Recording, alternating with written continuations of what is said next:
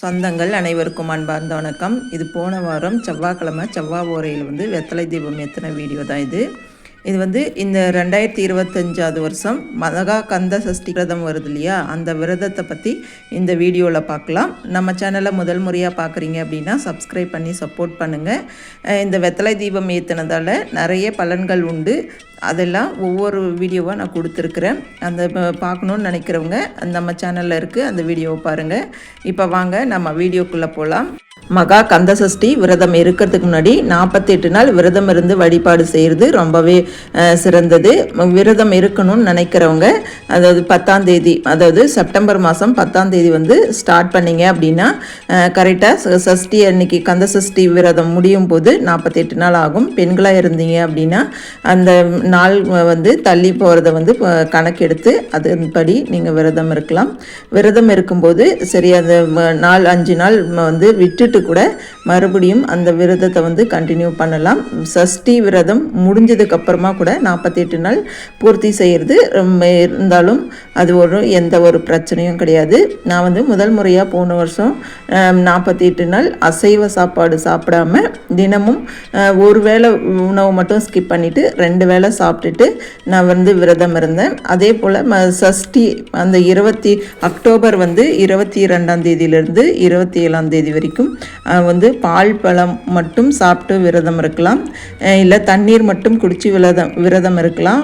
ஒரு சிலர் மிளகு மட்டும் சாப்பிட்டுட்டு அந்த 6 நாளும் விரதம் இருப்பாங்க. அவங்களுடைய உடல் சூழ்நிலையை பொறுத்து விரதம் அப்படிங்கிறத நீங்கள் எடுத்துக்கலாம்.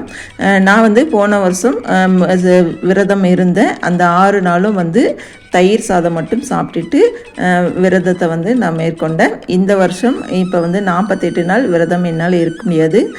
அதனால் 21 நாள் இல்லை 9 நாள் அதை கணக்கு பண்ணி இருக்கணும் அப்படின்னு நினச்சிட்ருக்கேன். என்னுடைய விரதம் நான் ஸ்டார்ட் பண்ணேன் அப்படின்னா கண்டிப்பாக அதுவும் உங்களுக்கு வீடியோவாக கொடுப்பேன்.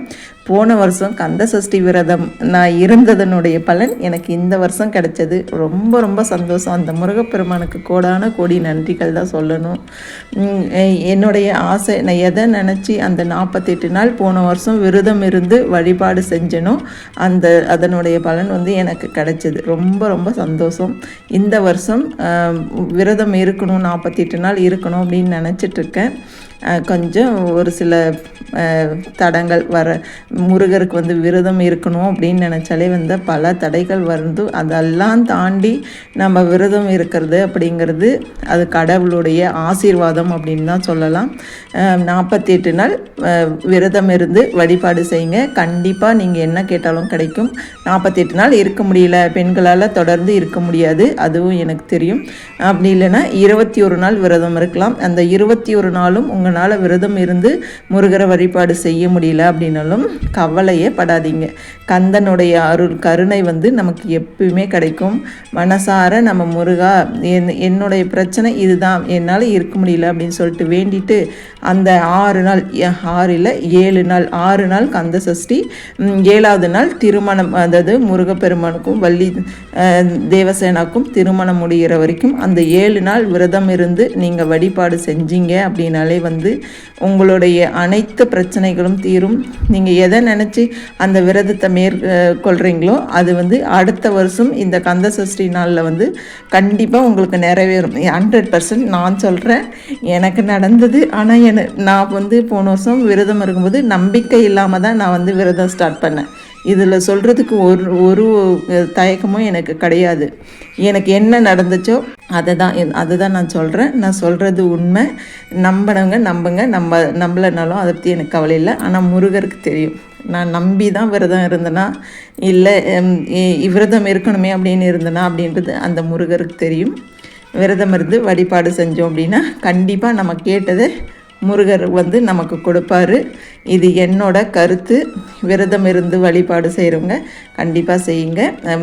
48 நாள் விரதம் இருக்கணும் அப்படின்னு நினைக்கிறவங்க செப்டம்பர் 10ஆம் தேதி, அதாவது புதன்கிழமை வந்து செப்டம்பர் 10 அன்னையிலேருந்து அதுக்கு முன்னாடி நாள் வந்து வீடெல்லாம் சுத்தம் பண்ணிவிட்டு முருகர் படத்தை நல்லா தொடச்சி க்ளீன் பண்ணிவிட்டு மஞ்சள் குங்குமம் வச்சு பூ வச்சு உங்களால் முடிஞ்ச நெய்வேத்தியம் பால் பழம் இல்லை கல்கண்டு இல்லை உங்கள் வீட்டில் சர்க்கரை வெல்லம் இந்த மாதிரி எது கிடைக்குதோ அதை வச்சு காலையில் குளிச்சுட்டு முருகருக்கு வந்து தீபம் ஏற்றி வழிபாடு செஞ்சீங்க அப்படின்னாலே வந்து உங்களுடைய வேண்டுதல் அனைத்தும் நிறைவேறும். இந்த வீடியோ உங்களுக்கு பிடிச்சிருந்தது அப்படின்னா உங்கள் ஃப்ரெண்ட்ஸ் அண்ட் ஃபேமிலிக்கும் ஷேர் பண்ணுங்கள். வீடியோ பார்த்த அனைவரும் வீடியோக்கு ஒரு லைக் கொடுங்க, சப்ஸ்கிரைப் பண்ணி சப்போர்ட் பண்ணுங்கள். இதை மாதிரி நிறைய வீடியோக்கள் வந்து நம்ம சேனலில் இருக்குது. எனக்கு நடந்த மிராக்கள்லாம் நான் வீடியோவாக கொடுத்துருக்குறேன். பார்க்கணுன்னு நினைக்கிறவங்க அதெல்லாம் பார்த்து பலன் பெறுங்க. கண்டிப்பாக இந்த வருஷம் விரதம் இருக்கிற 48 நாள் விரதம் இருந்தேன் அப்படின்னா கண்டிப்பாக ஒவ்வொரு நாளும் நான் வீடியோவாக கொடுப்பேன். அந்த நாளில் எனக்கு என்னென்ன நடந்தது, என்னென்ன மிராக்கள் நடந்தது அப்படிங்கிறத பற்றியும் நான் வீடியோவில் சொல்லுவேன். நம்ம சேனலில் தொடர்ந்து பார்த்துட்டு வாங்க. நம்ம சப்போர்ட் பண்ணி ஆதரவு கொடுங்க. உங்கள் சப்போர்ட் பண்ண எல்லா சொந்தங்களுக்கும் ரொம்ப ரொம்ப நன்றி. அனைவருக்கும் எப்போதுமே முருகருடைய அருளும் ஆசீர்வாதமும் கிடைக்கணும் அப்படின்னு நான் மனசார கடவுள்கிட்ட வேண்டிக்கிறேன். அந்த முருகப்பெருமானுடைய அருளால் உங்களுக்கு எல்லாருக்கும் நல்லதே நடக்கும். இந்த வருஷம் வழிபாடு செஞ்சிங்கன்னா கண்டிப்பாக அடுத்த வருஷம் நீங்கள் எனக்கு வந்து கமெண்ட்டில் சொல்லுவீங்க, என்னுடைய வீடியோ பார்த்துட்டு நான் இதை செஞ்சேன் அதனால் வந்து எனக்கு இந்த பலன் கிடைச்சிது அப்படின்னு கண்டிப்பாக சொல்லிங்க அப்படின்னு நம்புகிறேன். இந்த வீடியோ பார்த்த அனைவருக்கும் ரொம்ப நன்றி. தேங்க்யூ ஃபார் வாட்சிங். நன்றி, வணக்கம். அனைவருக்கும் நல்லதே நடக்கும்.